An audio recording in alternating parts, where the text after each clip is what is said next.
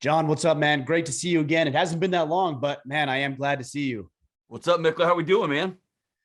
I'm good. I'm good. Life is good. I'm sure it's good for you as well. You guys are killing it. And the fact that you've got the new, I didn't even know that. You didn't even tell me, I don't think, when we talked, a month ago that you had a new book Dude, coming is out? there anything worse than somebody who has a book out and they just flex all day about it? It just drives me crazy, man. So no, it's good. No, Yeah, I'm excited I about don't it. think that's wrong though. I think you should flex because nobody's going to flex for you.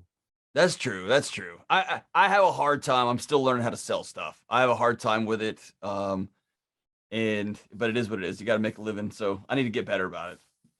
Yeah, I think the disconnect could come from, and I'm not saying this about you at all, but a lack of integrity or conviction about what you believe. There you I go. know I felt that way when I was in my financial planning practice. I actually had a really hard time initially asking for the sale, but I got over that because I really believed in what I was doing, and I believe in capitalism. Yep. And I don't think those two things are at odds with each other. I don't either. And I'll tell you this. I have been and it's been an existential struggle, man. I've been faced with since I when you hit submit on that last document and then it goes to the copy editor, you lose control of it, man. Totally. And on a book, and I have not faced this level of self doubt. I don't know ever, and it just goes out into the world, man. And I feel good about it. And hearing the over the last few months, hearing the feedback has been incredible. And so, yeah, I'm gaining confidence, and I wish I had not exported my confidence to external people. That I know that's always a recipe for disaster. But this is yeah, just being honest. So putting it out there, I feel good about it now. Now I like coming on people's podcasts and telling everybody get it. Get It's it, good, buy man. it. Come on now. That's right. That's right. Yeah, I get that. I just finished the first manuscript of my next book, and this one I worked with a traditional publisher, and I just sent a message today. I'm like, okay, I sent this in a month ago. I haven't heard a peep. Do you hate it? Do you love it? Are you indifferent to it? Like help me out here. Give me some direction. Give me some feedback. But you said you haven't had as much self-doubt around anything else relative to this. Why is it this? Why is it the book? Because you've written other books, right? Yeah. Yeah. Yeah. And I've been doing academic writing for years. The here's the thing, when you're doing academic writing, or you're writing for other nerds, it's science, it's iron sharpens iron, right? It's all peer review. So I'm putting out what I think with the understanding that you're going to think something different and we're going to battle it back and forth. When you put your face on a book and you put your name on it, I tell people all the time, I've had students for years ask me for, hey, will you write me a recommendation for this? Or will you, employees write me a recommendation this? And I tell them, hey, man, I gave my son two things, my last name, and he looks exactly like me. And so I got cloned. And so I have to protect the integrity of that last name. And so unfortunately, I can't write you this letter, or I don't know you well enough to vouch for a future employer for you. Right. So same thing here is there's nowhere to hide.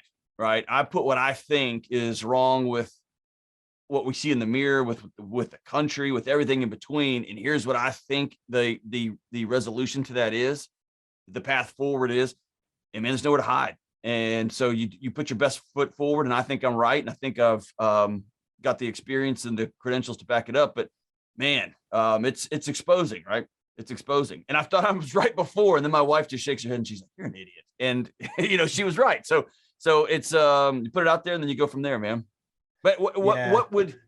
what message would I be sending to my kids if you don't do hard things, right? If you don't put yourself out there and say, this is what I think is right, and I think I've earned the stripes to say it. And hey, let's be honest, there's so much nonsense. There's so many charlatans out there right now pumping their 5 steps to the next thing. And I don't want to get lumped into that crew. And so you got to go forward the best you got, and it's exposing and it's nervous, and do it anyway, right? Do it anyways. I like Do that. it anyway. Yeah, because people need to do that. There's Do it so anyway. I don't know that I've ever met a human being who didn't have some sort of goal or ambition to varying degrees, right? Yep. Yep. But didn't have some sort of goal or ambition for life. And it seems to me that a common denominator is fear. And you're not saying you don't feel the fear. You do feel the fear. but you go anyway. Do it anyways. Right. Yeah. My old man was a SWAT hostage negotiator, man. I grew up with it. And then I did work with cops and SWAT guys. Yeah, everybody's scared. And you go anyway. That's what we train for, right? For this exact moment. Or, you're a jiu-jitsu guy. Man, when you're on the mats, man, like that guy standing across the mats, I saw him kick the bag almost off the chain, and now it's my sparring session. Like, so what am I going to do? Am I going to curl up and just get beat on for 3 minutes, or are you going to? I mean, I'm here. You might as well go for it, right? There's a couple of guys that I train with at jiu-jitsu that I am perpetually I wouldn't say afraid, because you can always tap and they're good people. They're not going to demolish you, if you tap. But I don't particularly enjoy training with them because they kick my ass, That's right. And I used to avoid eye contact and like try not to see them and like train with the people I was comfortable with. And I made a conscious decision about a month or so ago, maybe a little longer, that I'm going to roll with those guys first. Like, I know it's going to suck. I know it's going to be miserable. I know they're going to run circles literally around me, but like, I'm going to roll with those guys first, and then I'll do the other stuff if I can get to it. But I'm picking the hardest thing first. I learned that when I was training MMA back in the day, that the only time you leave the gym better is when you've worked with somebody who's ahead of you. Right. And hopefully you get gracious partners. Every gym's got a couple of knuckleheads that just need to get some kind of childhood something out of their system every day. But man, that might be me, because I don't see that in our gym. So I'm like, maybe that's me. Maybe I'm that guy. Because I don't see it in anybody else. Then that's you. That means you have a well-run gym, man. That means you got great coaches that don't put up with that kind of idiotness. And back in the day, 15 years ago, it was way worse. There was just a lot of flexing going on. Oh, I'm sure. But man, I'm gonna pick the hardest one and we're gonna go get it. And let's go there and get it. One of the things that's always helped me too is, especially when it comes to putting out a podcast or a book or your opinions or your thoughts into the world, is not being so consumed with, oh, well, what if people don't like it? I know people aren't going to like it. Like, I own that 1,000%. Yes. And so if I just own it, I'm like, yeah, cool. I just deflated anybody who could potentially hate this book, because I already knew there was going to be hundreds, if not thousands of people of you who hate what I do and say. That's right. All day long. If my kryptonite is, I don't want people to like me, but I love the idea of sitting down with anybody and having a beer. And so for my whole career, depending on where I was, I've either been the guy like, oh, hey, there's Delony. He's our obnoxiously conservative friend. And then I'd move to another university and they'd be like, oh, there's Delony. He's our crazy liberal friend. I've always loved that, being able to sit down with anybody and have a drink and say, hey, let's laugh and figure life out. I love that. When you put doctor in front of your name and you write a book on mental health, you don't have that ripcord anymore to pull and be like, no, we're just hanging out. Like, I'm putting a stamp on it and saying, let's move forward. But hey, the stakes are too high right now, man. You got little kids. I got little kids. If some of us don't get in the middle of this mess and at least take a swing at it, man, we all see where it's going, right? Well, but we also live in a time where, people can't exercise any, and I'm just speaking broad generalities here, can't exercise any sort of, discernment between, for example, like, I don't have to preface every single thing that I say as, this is my opinion. Like, you should just be able to recognize and acknowledge that what I'm saying is an opinion. Like, it isn't fact. Now, I might speak boldly or frankly about it, but I don't think it's a fact. Why do you think it's a fact? Why do I have to say this is my opinion? Like, we all have opinions and we should all share them more. And I think I should use my words to articulate my opinions more effectively. And I think I should give you the space, even in disagreement, to be able to articulate your words and either solidify what you're doing or maybe even hang yourself a little bit. But I think, like, having these conversations is crucial. And it seems to me that nobody wants to have these conversations anymore. Well, I go back to when my parents were in school, debate was a required class. And then by the time I got to school, debate was a strongly encouraged elective. I don't even know if they offer it anymore.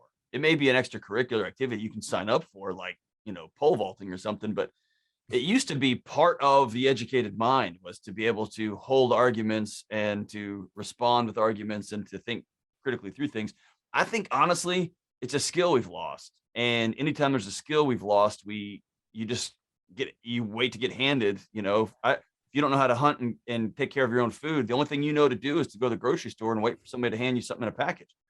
And if you don't know how to, drive, the only thing you can do is sit there and wait for a cab until somebody pulls over and takes you where you need to go. And so I think debate's the same way. And we've just become intellectually uncomfortable, intellectually lazy, intellectually bored. And we just wait for someone to hand us our prepackaged thoughts. And then we don't know what to do when somebody has different ones. And so we just throw grenades at them. That's the only thing. That's all we got. I would say, yeah, I think there's some intellectual deficiencies there, but I also think there's an emotional lack of resilience. So for example, like if you and I disagreed about something and you said, well, Ryan, I don't agree with that because of X, Y, and Z. And I said, well, I don't agree with you because A, B, and C. I don't think either of us would not be friends anymore. Like, no, I still want your kids to do well, right? Right. I still want you to have a great marriage. Exactly. And I wouldn't be personally offended by that. In fact, I'd be like, oh, I actually respect John because he stood his ground. I don't agree with him, but at least he has the balls to stand by his convictions. But that's two emotionally mature people. And it seems like a lot of people anymore, if you disagree with me, well, then, you hate me. And like you said, you want my kids to fail and you want me to die a tragic death. It's like, whoa. Like, I'm just saying, I don't agree with your perspective on religion. Like, I still want the best for you. Exactly. Yeah. And it's the educated mind that can hold both of those, right? The resilient and even the resilient character that can hold both of those. And I wasn't for a season. I'm pretty optimistic about it. When you're living in the nonsense, I think the last 5, 10, 15 years has been like you 3 minutes in with one of those guys you're rolling with. Like, it's a bad way. It's a bad way. But it's making you stronger, and it's stress testing you, it's stress testing the system, and you come out strong on the other side. I mean, I get to choose that optimistic view, and I'm going to take that one and run with it. Well, and one of the things that you talk about in your new book is you really go into depth into stories. And I want to get into that in a minute here, but I think there is a story and even a subconscious story. And I've fallen into the trap, when I see somebody disagree with me on social media, I think subconsciously I paint the story about how horrible this person is or how bad they hate me or why they are hostile towards, what I'm sharing. And I'm like, well, now that I'm trying to be a little bit more mature about it, and that is a decision, I think, well, maybe that's actually not the case. Maybe they just aren't great at delivery, or maybe they are good at delivery, but I read it wrong and I misinterpreted what was being said. But it all revolves around stories of our past and our experiences and our childhood and the conversations and the relationships we've had with other people. So I think we're in a weird world where we've attached our identity to our ideas. And when you attach identity to your ideas, I think we've over moralized what comes next. We've over characterized, if you will, what comes next. If I attach my identity to my idea and you say that idea is dumb, literally my fight or flight gets activated. I am now out of community with you. And if 10,000 years ago, if I woke up on the plains and my tribe had left me, I was probably going to die. My body's got a built-in system to reconnect me with other people. And if you and I are in disagreement and I have hitched my identity to a set of ideas, not to a set of principles, right? My principle is I always want to learn new stuff, not that these 3 things are always right. And there's a big difference there. And so I always want to learn new stuff. And so when Mickler tells me something that I've never thought of before that challenges a core belief and it makes me parent differently, I win. Being wrong helped me win, right? So I get to learn something new. But if my identity is hitched to the idea, or my identity is hitched to me being right, and somebody challenges that, it's a primitive response. It's not poor moral character that like I got my feelings hurt. Oh, dude, my body said run, or my body said fight. And that's when I've got to say, nope, I'm going to check that right there. I attach myself, who I am, to the wrong thing. Yeah, that's a good point. And I think this is where the concept of tribalism comes into play, right? When you take that to the extreme. And look, so people will often criticize me about creating an echo chamber. And I'm like, you're damn right. That's what I'm doing. Like, I want to be around highly successful people who I can hold accountable and who will hold me accountable. And we're all marching to the beat of the same drum. So yeah, absolutely. In that way, I'm creating an echo chamber, 100%. I think where it becomes an issue is where it becomes tribal and we reject or we're repulsed by any sort of outside perspective that might threaten our ideology. And that's where it becomes an issue. There you go. And I think what's the old, again, I don't know how much of this is myth and how much of this is true, but that Kodak discovered their scientists discovered the digital camera, and they brought it to them and they said, nah, I don't think so. Right. It's when your echo chamber becomes not about the echo chamber, but about like, we're going to die on this hill, and there is no new information that can come to us. And whether it's from within, like a Kodak, or from without. And instead of saying we got a group of people that's going to hold each other accountable, we love new info and new data, why read a book? That's a good point. Man? Why read a book if you're not interested in changing your mind? That's a waste of your time, man. That's why you read, to learn new stuff. And so it's holding that stuff really loosely, but hanging on to those core values. That's exactly right. Yeah, I think another great example of that would be the Blockbuster Netflix story, right? Blockbuster's like, nah, we don't need what are you talking? Digital streaming, boxes on every corner. Nah, we don't need that. And then obviously you see where Netflix is now, and who that was, born in the last 15 years even knows what a Blockbuster is. Well, there's the technology, hey, this new thing is coming. That's a great warning sign for all businesses. But I think the bigger lesson there that all of us can learn, all of us, political, podcasters, people running a plumbing business, is ultimately Blockbuster's success was based on their customers' failure. Blockbuster made their money when you forgot to return your movies and they fined the crap out of you. Netflix business was winning. I'm just going to send it to your house to make your life a little less hectic. And that's something I've learned from Ramsey here, from Dave, is my job. If you help enough people, money takes care of itself, man. My job is to lift other people up, whether you're a single mom, whether you're a truck driver just trying to make ends meet, whether you're a CEO of some big fancy thing. My job is to make your life better. Money takes care of itself. And if your job is built on, remember old ATM fees? Like, if your job is based on your customer failing, you will go away, period. If your character is based on somebody being less than you will at some point go away, because the world ultimately will eat you, because that's not a sustainable way of doing life. That's interesting. And look, so I'm thinking about the Dave Ramsey team, which is obviously, the entire crew and you. Yeah. And let's be really honest about this. Like, you guys aren't teaching new financial information. No. Hey, nothing in my book is new. It's about 4,000 years old, man. Nothing's new. Right. But what you guys are doing very well is you're making it consumable, accessible, and actionable to literally, at this point, millions and millions of people. That's why you're important. That's why you're valued, and what you guys do is so critical. Maybe I appreciate that. Probably the most humbling lesson I've learned over the last few years, after spent almost 2 decades working in colleges and universities, is make no mistake. There are some of the most extraordinary hearts and minds in the academic system, right? I mean, our world is benefited from those hearts and minds, people who really want to solve hard problems. But what I realized happened is I spent the last 20 years talking to other academics, and we had lots of theories and lots of ideas and lots of ways that we thought things could happen. And we talked to one another. We helped each other's kids. We helped each other's communities. Great, fine, and good. And then I got here and I realized none of that information was making it down to that single mom with 3 kids just trying to get through the day. And I realized, we have way overcomplicated mental health. We have way overcomplicated what living a good, peaceful, kind, prepared life looks like. We've way overcomplicated parenting 10,000 times, right? And we have these big, huge, thick books that have huge words in them that nobody can read. And when I look at the financial information, very similar, right? We've got all this data and this and tickers and ups and downs and all that. And then you got Dave saying, just do these simple things on a long-term scale and your money will take care of itself. If you ask any personal trainer these days, hey, what's the best workout I can do?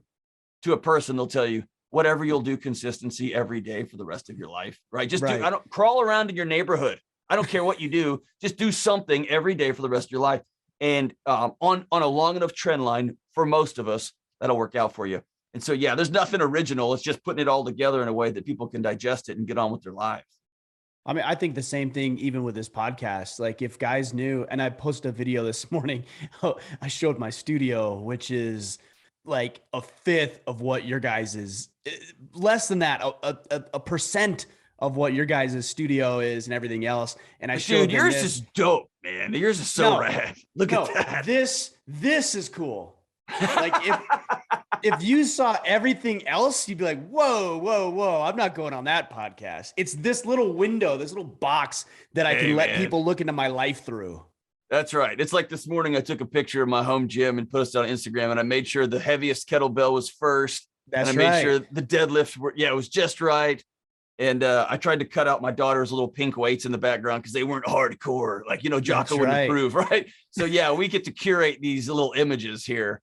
But hey, let's be super clear. Your studio looks so much cooler than the one I'm sitting in right now. I appreciate that. It looks incredible. We'll talk with the team. We'll get you dialed in, man. Dude, I'm going to get some like blood red lights and some skulls. Right. I got to step up my game here, dude.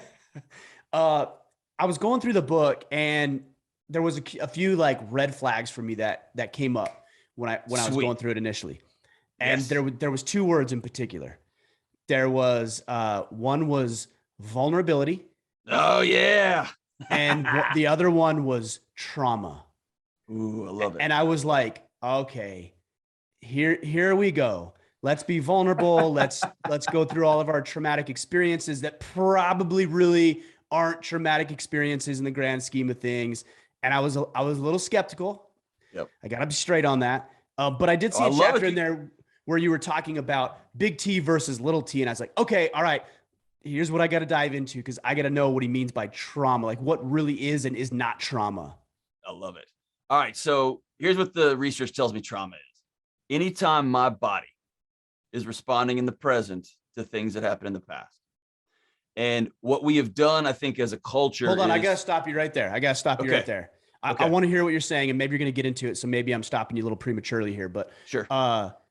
I mean, that could be anything. Like I'm responding to what you're saying right now, but I'm not being traumatized.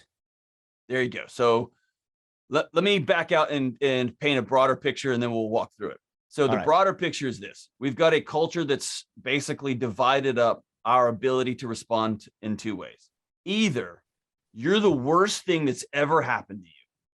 You're the worst thing you ever said. You're the worst thing. You grew up in the wrong neighborhood. You were the wrong color. You were sexually assaulted. That's all you will ever be. And somebody's got to come rescue you, whether it's a government program or somebody's got to come get you because that happened. Or you said something, you traumatized other people. And no matter, you've built 1,000 bridges, but you stole when you were a kid. So you're a thief forever, right? That's number one. The other response we've got has been hitting that pendulum all the way to the other side, which is no amount of feeling matters. The more you feel, the more of a coward and a weakling you are. Crush it, kill it, drag it, get over yourself and move on with your life. And that sounds awesome. And I'm the son of a homicide detective and a SWAT guy. That sounds right. What the neuroscience tells us is our bodies don't operate that way.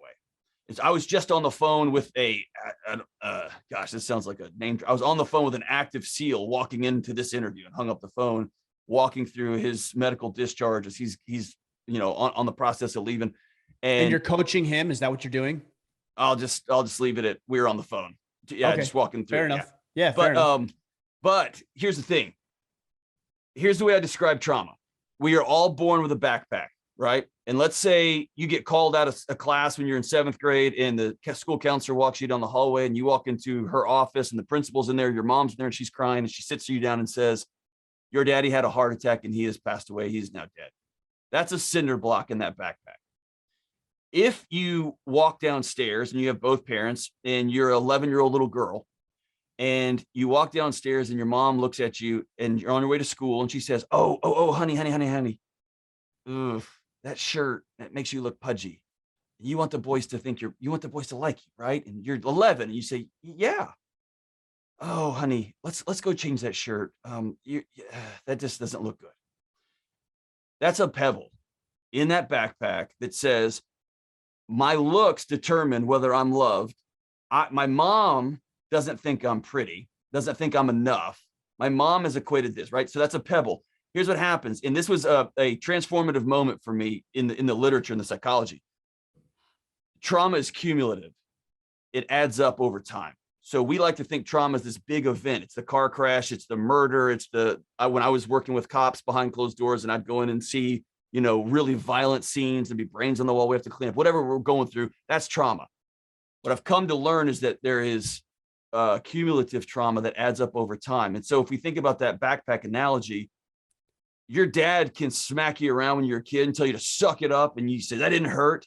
And you're 4 and you think, no, that did hurt, but he's smarter and bigger than me and I trust him. And so now I've learned to not trust myself. I'm going to spend the rest of my life peacekeeping, the rest of my life outsourcing my feelings to a boss, to a government, to a whatever. I'd never learned how to own my autonomy because that guy said my thoughts and feelings are wrong, that they don't count. And those things add up. And if you get to see a teacher who's been a teacher for 40 years, they walk hunched over. It's pebble by pebble by pebble. That weight of that backpack's the same. And so there's big T and little t. And what most of us do is we go through our lives and say, man, both my parents are still alive. They're both, my parents just celebrated 50 years. They've been married 50 years. I got nothing. I'm fine. And yet my knees hurt and my neck hurts and my body hurts and I'm raged out, angry at everything. And what I've come to learn is, as Vanderkolk says, the body keeps the score, dude. The body's keeping a tally of all that crap over and over and over and over. And that's where, not that feelings run the show. You got to identify them. You got to own them. And then here's where we get stuck as a culture. We just go, okay, how do you feel? How do you feel? How do you feel? You got to own that crap. And then you got to be about, what do I do next? And that's where there's a new third way here. And we all get trapped on either side of that equation. I think I want to dive into the third way thing because I'll give you a little bit of a little anecdote here. So you talk about your dad having a heart attack and that young child having to deal with that, right? Yeah. My dad 3 or 4 years ago had a heart attack. He died. I'm sorry to hear that. Yeah. Well, thank you. I've been to war and I've quite literally seen people die right That's right. there, so, and there's other things just like we all have, like everybody has stuff. Right. I don't feel traumatized actually by either of those events. I think what we do as a culture is we make things more dramatic than they need to. Like, I don't feel traumatized. I feel like, oh, my dad died. And I'm not devoid of any emotion about that. I cry, like the other day, I was crying about that at night, everybody was in bed and I was like, man, I was having a moment. I don't feel traumatized. I miss him. I'm not traumatized, or I think about somebody who lost their life on the battlefield, who isn't going to be able to return home and see his wife or have kids or live his life and his mom and dad, like horrific, horrible situations. Right. But I don't feel like I need to blow it out of proportion. And it seems like me that people have weaponized trauma to get something, whether it's attention or notoriety or clout on social media. And so I'm not saying it doesn't exist. I just have a hard time because everybody says everything is trauma when I really don't think that's the case. Yeah. And I think my pushback would be is 2 things. One is some of it's semantic, right? So I would bet that when next time you go to it's like you start having chest pain, your body would remember that story.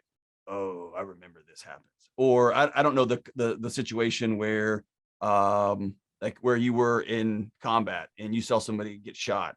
There will come a day when you're walking down the sidewalk and somebody's walking on the other side of that sidewalk and they happen to have just the same cadence as somebody running at your team, right? Your body remembers that story. Your heart will beat whatever the way you do it, right? I have a downshift. When somebody's coming at me, my body slows way, way down. And my dad has told me that's a gift. It's just it slows way down. It's tomorrow or that evening when I'm laying in bed after cleaning up a scene with some police officers that I go, whoa, right? And so when I say trauma, all I'm saying is your body is taking over, right? And some of us take over and it slows down. Some of us take over and it speeds up. Where I think we've gotten out of whack is some folks have clinical, like their body is out of whack to the point that they can't function. Sure. I agree with that. I see that. And most of us can grind it out. And what I am pressing on is I think there's a gap between all of us having to grind out every second of our day. And there's some there's ways you can think back to your dad. If you went through some basic exercises, there's some ways you can think about your dad and your body responds favorably.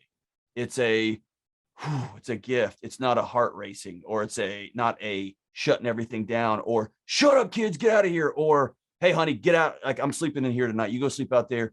There's ways that we can process some of those memories so that our bodies don't take off on us again. So I think some of it's semantics, some of it is, you're right. I think everybody's looking for an excuse to, not an excuse, but looking for a way, how can I be special? How can I get recognition? And our currency culturally has been victimization. What's the worst thing that's happened to me, and how can I put that on the table?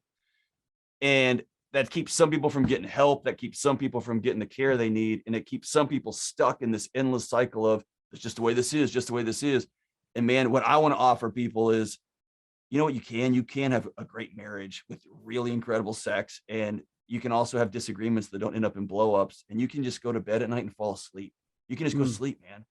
And that is the part of life that I think we've thrown away, that we've just bypassed. We just say, no, you get older, you get fatter, you stop sleeping with each other, you just, dads yell at their kids. I'm calling bullcrap on that. I think there's a different way we can live our lives. And also, this morning, the last thing I want to do is go have a kettlebell session with a weight vest. And I got after it, man, because I've never had a workout that didn't help. Right. So it all works in a big loop like that. Yeah. I like what you're saying about these incentive structures in society to be victimized. That's what I get so frustrated with. That's one of my biggest frustrations is I don't, like, even within our organization. And I would say this about what you guys are doing as well. I'm not trying to create a bunch of victims. I'm not trying to tell you that society is out to get you, that everybody hates you as a man. And I mean, some of that stuff might hold some weight, but at the same time, the story is more about, what are you going to do? Yeah. That's the whole point of the book. What do you do now? Like, yes, you were assaulted as a kid. Yes, you were the wrong color in the wrong neighborhood growing up. And my heart is broken for you. Yes, you're treated differently because of the way you look. Absolutely, that's true. You grew up you didn't know your dad, and your mom was working 3 jobs. You never saw her, and you're broke. Absolutely. And that stuff pays dividends on your health. There's a lot of research about ACEs, the adverse childhood experiences. You will actually live longer and be more likely to have strokes and cancer and things like that if you experience some of these things, especially when you're young. All that's true. And now what? And that's where I think we've lost as a culture. I think it's both and, Ryan. I think there is absolutely some victimization. People have had some brutal stuff happen to them. And I think people are carrying around little stuff. And as a culture, we have to say, and now what? Like, what comes next? And it's not run and hide. It is, man, get the help you need. Reach out, do these things so that your life can be better than it is now. And especially so your kids' lives and their kids' lives, because we know this stuff is intergenerational now.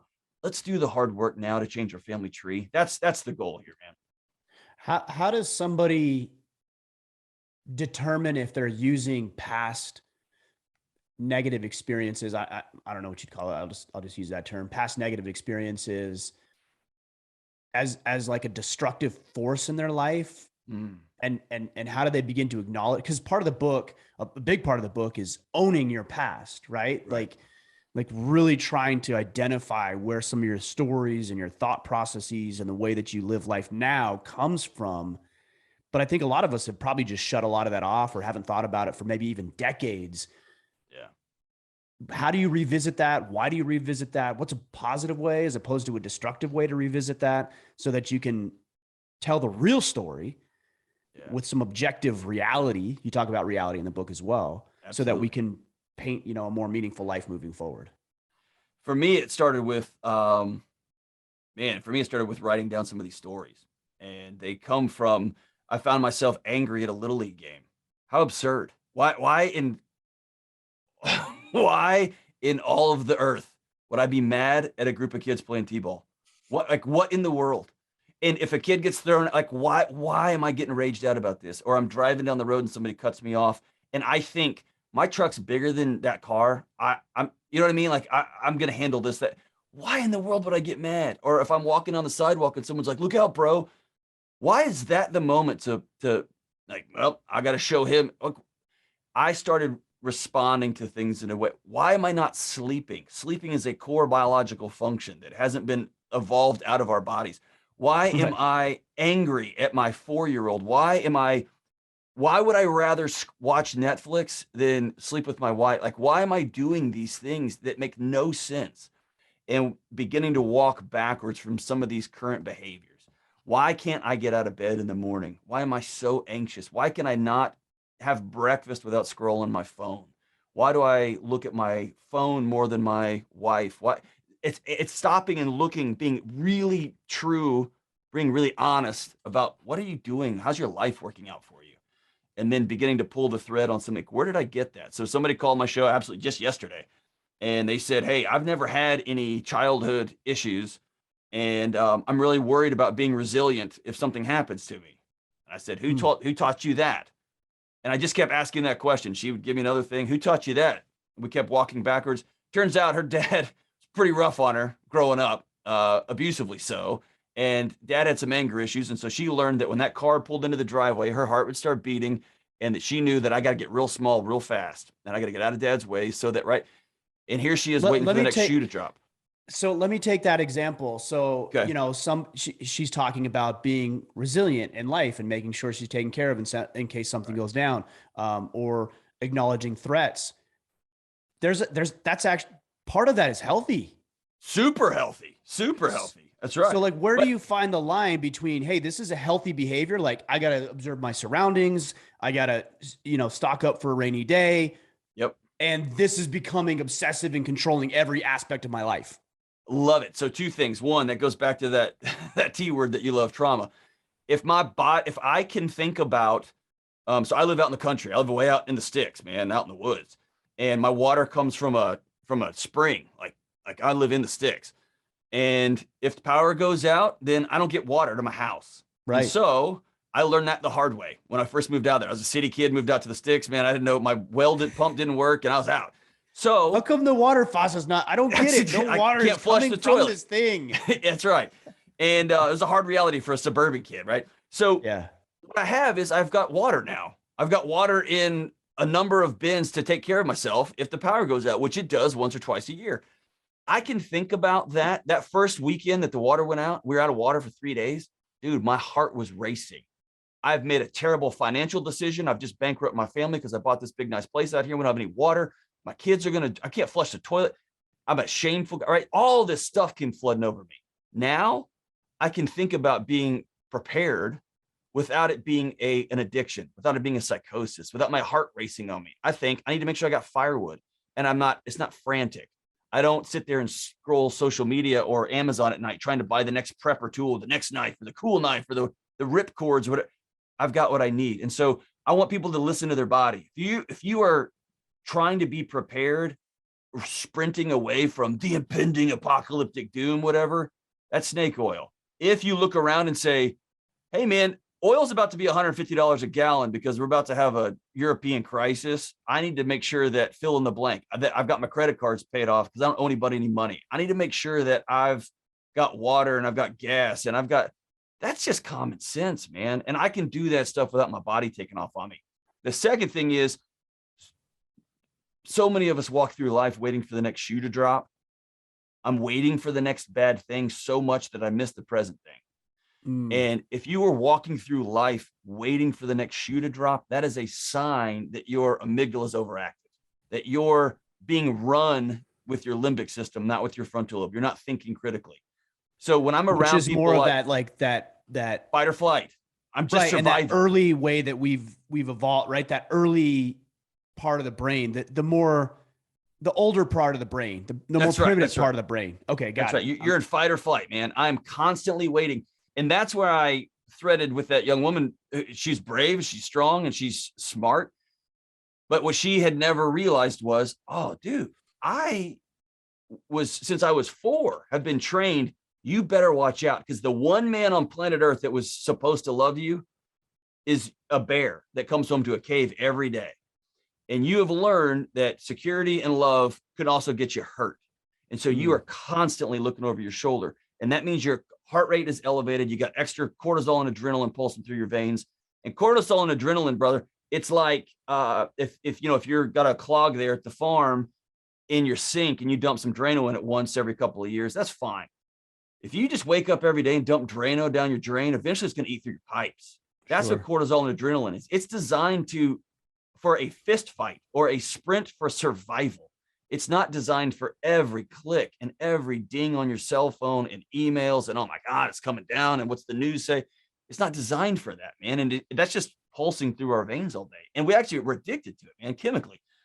That's what I'm talking about. This traumatic response that our body's always fighting, always running, always fighting, always running, to the point that we don't even know what sitting down with in preparation, in joy. I even hesitate to use this word, in love. We don't even know what that means anymore, because it's all about to the next thing. And man, I'm all about the next thing. You need to learn how to fight. You need to learn how to hunt and take care of your family. You need to learn how to be prepared. You need to make sure you got water storage. And you also need to learn how to laugh until you can't breathe. And you need to learn how to go to sleep at night, and how to go to the bathroom without medication, right? How to have sex without medication. You need to learn how to do these things. And that's an deactivated, that's getting your parasympathetic system back up and running. Do you think somebody who's trapped in these cycles, for lack of a better term, can recognize it on their own? Or do they need somebody to say, hey, bro, like what you're doing, this is not the way I'd word it, but this is the way I would personally word it. Right, Maybe right, not right. the way you as a clinically trained, would word it. Yeah. But I'd be like, hey bro, like that's not right. That's not healthy. That's So crazy. you may disagree with me on this, or we may be in concert on this. I don't know. I'd love to get your thoughts on it. I am convinced from the literature and from my own experience, there is none, zero. There is no long-term healthy life transition without other people in your life, without a gang, a tribe, a community, a band of brothers. I agree with that. I think I can grind it out and lose 40 pounds and by myself, and that 40 pounds will come back. I think you can do it for sure. I can white knuckle you can do it. Yes. And I can fight and grind it. But long term, I got to have other people in my life. So I know this about myself. I am not always great at looking in the mirror and being honest with myself. And this is both up and down. Recording the audiobook, I had 3 engineers and just an assistant who was helping with the production. Pull me aside. The assistant was a former Green Beret. I mean, these guys were great guys, tough guy. Pull me aside and said, dude, you've got to stop it with the self-talk. I was like, what are you talking about, kumbaya? You want to sit in a circle and light candles? What are you talking about? And they said, dude, you talk to yourself so bad. And I was like, what do you mean? And it was just, I would do a take on something and I would get it wrong. I'd be like, I would just mumble to myself, you freaking idiot. And I would do it again. I'm like, come on, dude. And they said the self-talk was so brutal and I didn't even hear it. And I went and asked my wife about it. And she said, one of the great things that in my whole life that sucks the most. And I was like, what is it? She said, the man I love the most of anybody on planet Earth talks to himself so poorly. Always has. And that sat with me. Right. And I know this from Ethan Cross's work, that negative self chatter, it causes, here we go. We're kicking up the fight or flight again. When I identify a problem in myself, here comes the adrenaline, here comes the cortisol. Let's solve this problem. And when you're your own problem, when you become your own tiger at the front of your cave, man, that stuff just loops and loops and cycles and cycles and cycles. And the other side of it is, dude, I'll sit there and look at the best grass-fed meats and the right butters and the right whatever. For my wife won't go shopping with me because I'll spend an hour in there. And then I'll grab 4 bags of gummy candy on the way out the door, right? I'll sit there and read labels for 45 minutes. And so I'm not always great at either up or down. That's why I've got to have men in my life that I look at and say, hey, is this a good choice? Before I quit being a professor, dean of students, and I took this job, I actually flew to Texas, met with 2 guys who've been in my life for 20, 30 years. And I said, walk through this with me, because the job with Ramsey's sexy. The money's going to be sexy. The getting on the, flying all over the country and speaking is going to be cool. Is this wise? And they had established trust in my life. And one of them runs an HVAC company and the other's a banker, dude. Couldn't be more different. And I listened to their wisdom because they were a better reflection of me in the emotions I was in, right? I got to have other people.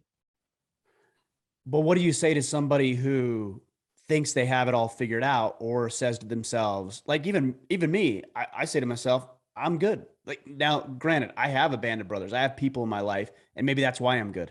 But That's I think exactly right. But I think there's a lot of other people out there who be like, I don't need that. Like, I'm solid. I'm making good money.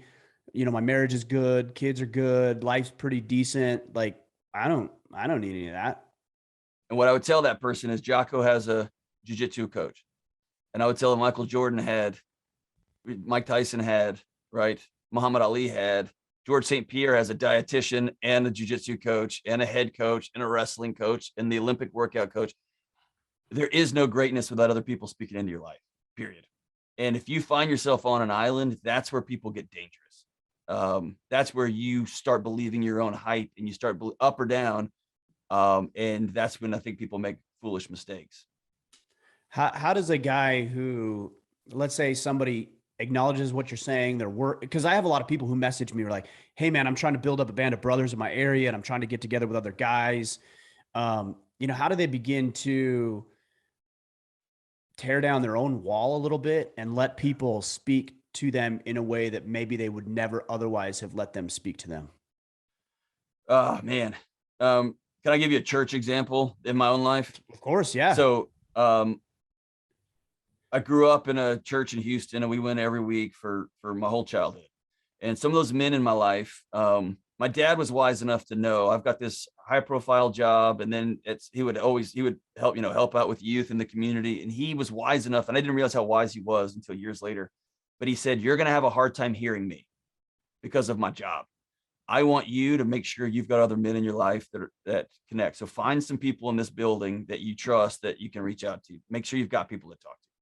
And so when my son was born, when my daughter was born, these guys who are 60, 70 years old, I remember sending them emails. I wrote a couple of them handwritten letters because I didn't even have their email address. I had their home address just to say, hey, I've had a kid and I want you to know the influence you've had on my life is important to me. And I'm grateful for that.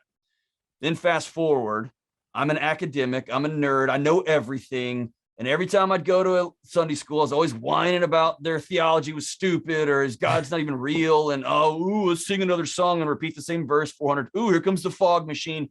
I was always whining and moaning and complaining about everything. And so every 6 months I was moving to a new building and to a new building. I'm not going to that. It's stupid. And my wife's like, all right, well, where do you want to go now? And what I realized when we moved from Texas to Tennessee, my son had none of that. Because of his old man's ego, his old man running his mouth, his old man having to be right and flexing. And really it all came down to ego. It came down to risk. I was too shallow. And so to answer your question, you know what you got to do? Get over yourself and ask a couple of guys to go grab a drink, ask a couple of guys to go shooting with you, ask a couple of guys to go fishing, or just come over to be hospitable, man. Go first. Yeah, good point. Here's the big thing. I used to make the invitation to other people when they would say no. I took that personally. Why? I don't know what they got going on in their life. Their marriage may be a mess. They may have 5 kids they want to hang out with more than my stupid butt. Whatever. So I'm going to invite you over to my house. We're going to have 3 or 4 guys over to watch the fights. We're going to have 3 or 4 dudes over to play dumb. I don't care. I'm going to have 4 or 5 guys help me cut some trees down in my place. Awesome. And if 2 of them can't make it, I'm not going to take that personal, but I'm going to go first. I'm going to risk. All relationships are risk. I'm going to go first. I'm going to be hospitable. I'm going to pick up the tab the first time, even if I can't afford it that go round. I'm just going to go for it. And we will go for it in business. We will go for it in, romantic ways. We'll go for it on social media when we're real keyboard warriors. We'll go for it in the military, but we won't go for it by asking a couple, 3 or 4 guys out, hey, let's go hang out, guys. Or, hey, I'm going to throw axes this weekend. I want you to come. We got to suck it up, man. Because here's what the research says, brother. If you are lonely, it's more dangerous than smoking cigarettes to your physiological, your biochemistry in your body. Your body recognizes you have no tribe. You are not safe. And it will sound the alarms. It will spin those chemicals through your body until you reconnect with somebody. And a cheap substitute for reconnection, booze. A cheap reconnection for substitution, sex. Another affair, another girl, another date. A cheap substitute for having a tribe is numbing out. Just scrolling. Rage is a cheap. It's all chemicals, man. And if you will just connect with a group of guys, like you said, I think I'm pretty good, but I got a gang. And my first thought is absolutely, right? Other people are your emergency fund for life. You got to have people who will show up at 2 a.m. for you. And we don't have that in our culture anymore, especially men, man. We just let it go. That's powerful. It's really powerful. The most common thing I hear from people who get out of the service is they lost their gang. Of course. right? You lose your mission, which is important. Somebody's been telling you what you're going to do and where you're going to go and how you're going to eat for the last 4-8 years. And that's disorienting. But all of a sudden, man, you've had somebody that's had your right and left flank for the last however many years, and you got it. They're gone. Nothing. Right. And that's right. That is untethering, right? Let's talk about vulnerability. Yes, let's do it, man. When you were on my show, we talked about, I was like, oh, let's put a pin in this one. We'll go get it. Let's do it. I don't like that's your favorite word. You love that word.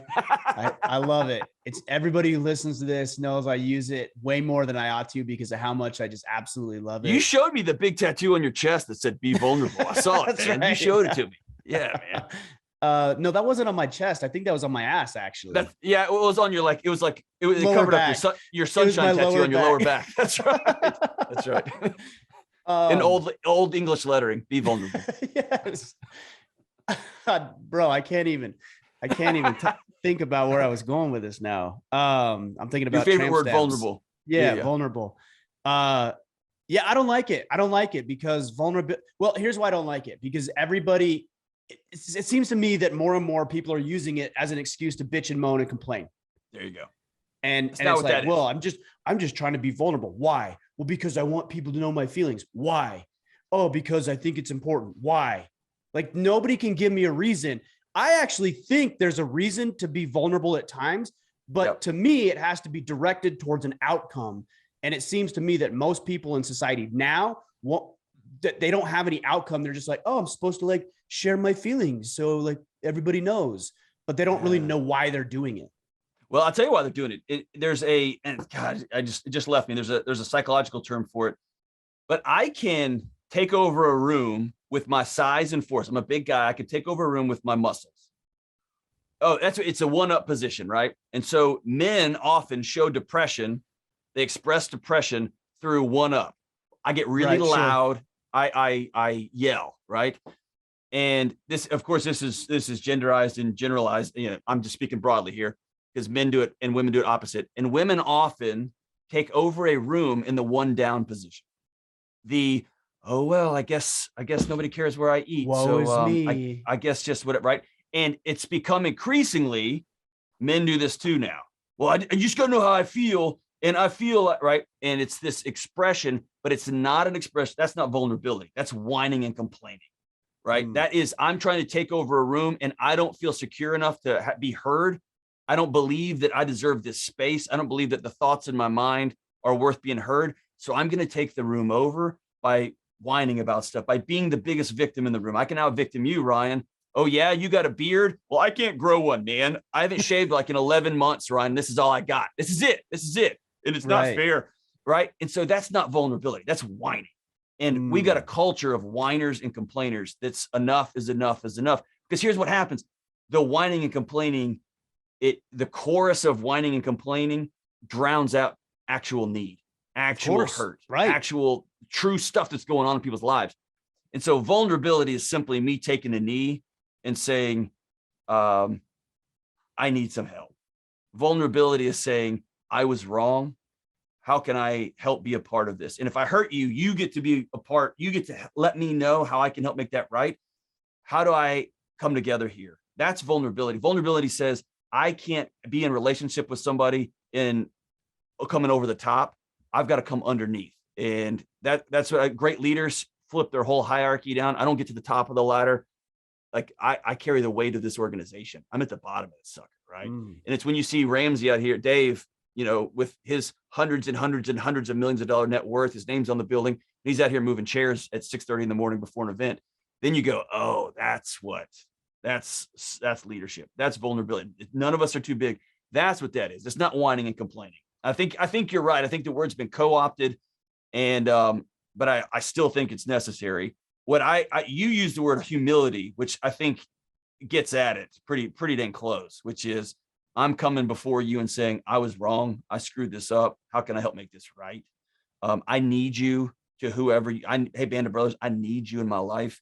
Hey, guys on the front lines with me, I need you. That's me telling you. Vulnerability is when you have a higher position and you look to the grunts and you say, man, I'm not seeing something. What are you guys seeing that I'm not seeing? Right? Decentralized leadership. That's vulnerability, right? And it's a co-opted word, but that's what I'm talking about. Yeah, I think you and I are probably pretty much in alignment with that. And so maybe it is just semantics, but this is why these conversations are crucial, because Absolutely. it's the same concept as toxic masculinity. There you Somebody go. might That's a throw it out perfect there. example. One person might mean that it's when you take masculine characteristics and you use it to exploit people and harm people emotionally or mentally or physically. And then the other person right next to him might mean that masculinity in and of itself is inherently toxic. I'm like, whoa, whoa, whoa. Like, when you say that, I don't know what you're talking about. Like when you That's say right. vulnerability, are you just bitching and moaning? Or are you trying to, I think about it in leadership, going to somebody and saying, even within our organization, I am the leader of the organization. I created it. I'm trying to be the front facing person. I'm the leader of the organization, but I also have people in our organization who I say, I don't know the answer to this. You're better suited for this. So like, what do you think? I need to know what you think, because that's why you're part of this, what we're doing here.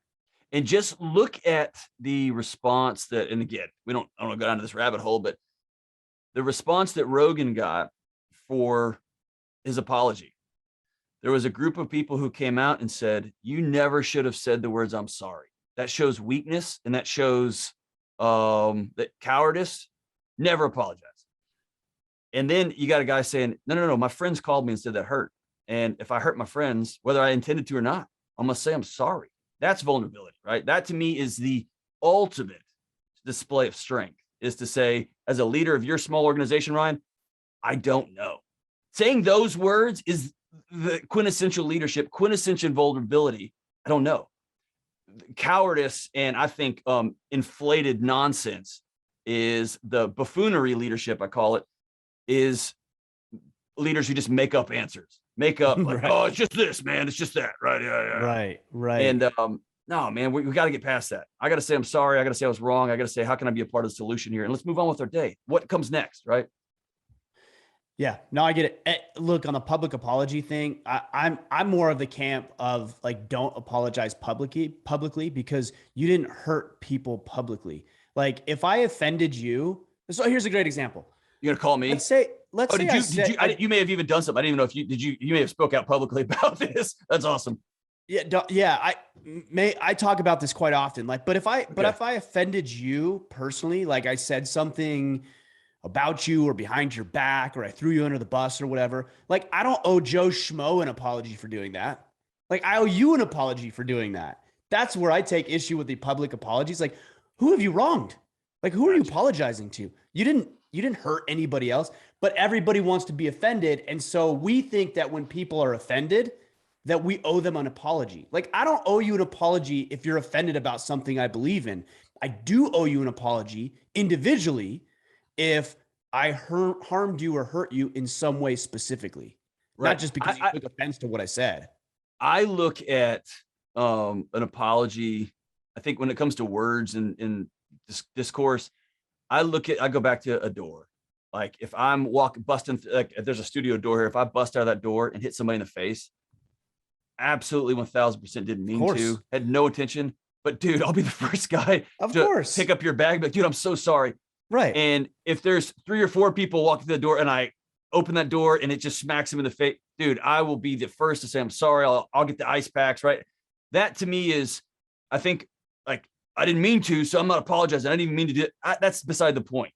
If I hurt you, I'm sorry. And that to me isn't a hill. Not only is a hill I'm going to die on. I think modeling that is good. I think you're right. If where I differ with you on that one is, if I have a public platform, then I know I'm putting this out there, and people I will never meet, know, understand are going to get impacted by what I say. And so there will be people out there. There'll be people behind that door that I hit in the face. I didn't even know I hit them. So I will say, hey, everybody, I'm sorry. I didn't mean to hurt anybody here. That doesn't bother me at all. I think that's the right thing to do. But it is the performative apology. I'm making this. I'm going out on the steps of the courthouse to say, hear thee, and I'm trying to not take a knee, but I'm trying to get more power. It's right. This. That's not an apology. Active theater. No, it's bullcrap, dude. And everybody can see right through that. Everybody can see right through that. I think where, just because we're talking about the Joe Rogan thing, I think the way that I read it is that he was expressing some regret for some things that he'd done in the past.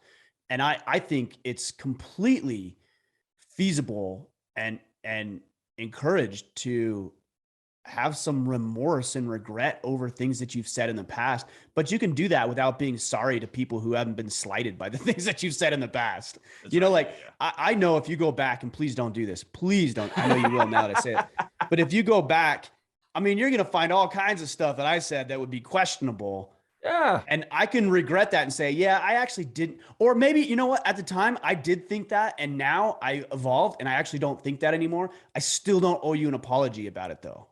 Why? So what's that? So I agree. And I have a question for you. So why? One thing about our culture, if the one thing I can't wrap my head around, there's one or two things. One big one is the whole point of reading, discussing, growing, going to school, having experiences is to become different than the person I used to be. That's the whole point. Totally. And completely. so for me, when I see something, like when I see my child used to go to the bathroom, they used to poop in their pants and now they don't. I don't go to my 12-year-old son and hold him by a shirt and say, you know what you used to do? You are not allowed to go to the bathroom in this home. No, I honor him. Like, I'm excited that he doesn't do that anymore. That's incredible. Of course. So for me, when I see, and this is my years of working with college students, when I see a kid graduate, walk across the stage, who is saying different things and thinking more broadly on topics and has his own or her own concrete sense of who they are, that's different than they were 17 or 18 when they first moved in, dude, I celebrate that. And so my hope for our culture is that, yeah, we're going to find out some things Mickler said 10 years ago, and we're going to think, dude, look how far that guy's come, man. He is grown up, man. Versus, well, he's not gonna be able to make a living for his family. If we have a culture that is unable to forgive, my question for you is this: what's the harm in saying, like, seriously, if I hurt you, I'm sorry. Where that seems to be like there's a slippery slope. I feel like you're identifying that I'm missing. What is it? Well, what you just said, hey, I hurt you, I'm sorry. I don't take issue with that. Like if I hurt you specifically, well, no, that's not even entirely true. If you're hurt by the words that I said, but I believe them, I don't owe you an apology. I'm not sorry. I'm not sorry that I said something that I believe. Absolutely. That's totally okay. That's different. So but if I harmed you, let me give you a different example. Let's say that, I don't know. Let's say I stole money from you or I swindled you out of something, right? Right. And then I expressed and I had regret for that because of what, okay, then I owe you, look, I'm sorry I did that to you. I should not have done that. And let me give you the $1,000 that I owe you. Right. Like, or if you and I 10 years ago I'm going to do that, are making jokes about X, and then 10 years later, I've learned, man, that hurts people. I'm done with that. That's not who I am. That's not who I was. That they like, man, I'm glad that I'm grown up there. I'm going to make sure my kids don't ever think that's okay. That is different than, no, brother. Like, I think inherently 90s country is terrible music. And if that hurts your feelings because you just love Brooks and Dunn, deal with it. Sorry, I'm not apologizing for that. Right? It's just, right. I'm talking about facts and truth. So yeah, why would you choose Brooks and Dunn? Why would you choose Brooks and Dunn, bro? Come on. I just picked him up, man. No, let's say that you and I were joking about women 10 years ago in college, or well, it'd have been 20 years ago. But let's say we're joking about women, and now we're like, that was really inappropriate. Like, well, I'm not going to apologize. I didn't wrong you. And I'm not going to apologize to women broadly. I didn't wrong any woman specifically. I'm just going to regret it and say, I'm going to do better. Like, and I would go to say is I've had to look at the wake of my life, and I've been a loudmouth, brash idiot for most of it. And I've had to circle back and say, man, I put people in situations where I was running my mouth in a context where I took their voice away. I'm sorry that's kind of my what do you call it? My stance through the world is, and if I hurt you, I'll own that. I'm sorry. I didn't intend to. I was an immature moron, and I'm trying to get better every day. And I don't think. Why do you hate America, Ryan? I don't think that's wrong. I don't know.